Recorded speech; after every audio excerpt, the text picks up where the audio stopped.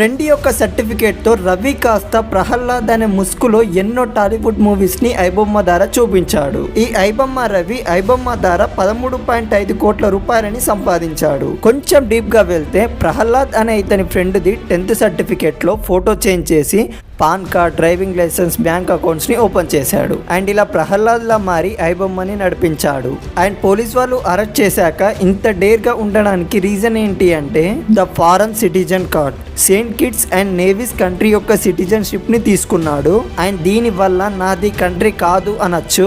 But ఇతని friend సర్టిఫికేట్ని fake చేయడం చట్టం దృష్టిలో నేరం. అండ్ ఇతను యూజ్ చేసిన కంటెంట్ మన ఇండియాకి సంబంధించిందే. దీనివల్ల మన ఇండియన్స్ వాళ్ళు నష్టపోయారు. అంటే మన ఇండియాకి సంబంధించిన టాలీవుడ్ నష్టపోయింది. సో ఈ 2 సిచ్యువేషన్లో అతనికి జైలు శిక్ష వేయచ్చు.